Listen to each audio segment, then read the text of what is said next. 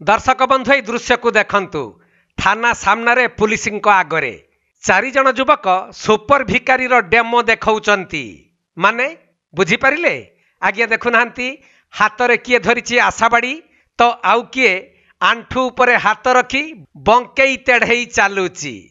इमिति लोकंक आगरे अभिनय करी लोकंक पाखरु टंका मागुथिले एही 4 जन युवक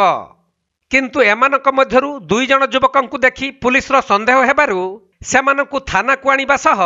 तांकर अन्य 2 जन सांग एही परि करुथबार पुलिस जानिबाकु पाई सेमानकु मध्य धरिछि।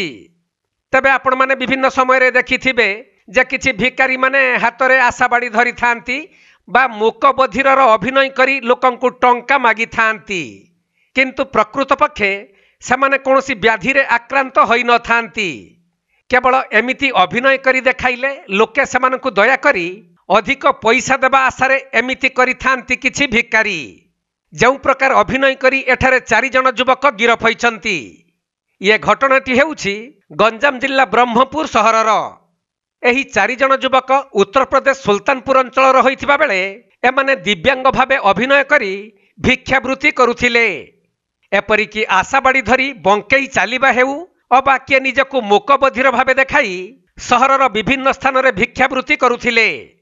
हेले कमापल्ली छक निकटरे यहांक भितरु 2 जन भिक मागुथबा बेले बैद्यनाथपुर थाना पुलिस रो संदेह होइथिला तेणु पुलिस सही 2 जन को आनी पचरा उचरा करिबा परे सेमाने पूरा सुस्थ थिबा जणा पड़िथिला केवल एपरि कले लोक माने दया करी एमानकु भिक्षा देउथबार पुलिस आगरे सेमाने स्वीकार करिथिले। एहा परे पुलिस सेमानक निकटरु अन्य 2 जन युवकंक कथा जानी टाटा बेन छक ठारू अन्य 2 जन को धरिथिले परे पुलिस एमानक नामरे ठकेई मामला रुजु करी कोर्ट चालान करिथिबा बेले एमाने कोनोसी मामला रे संपृक्त रहिछंती बा सेमानक निज अंचल रे क्राइम रेकर्ड उपरे अधिक पुलिस तदंत करिबो बोली जणा पड़िछि।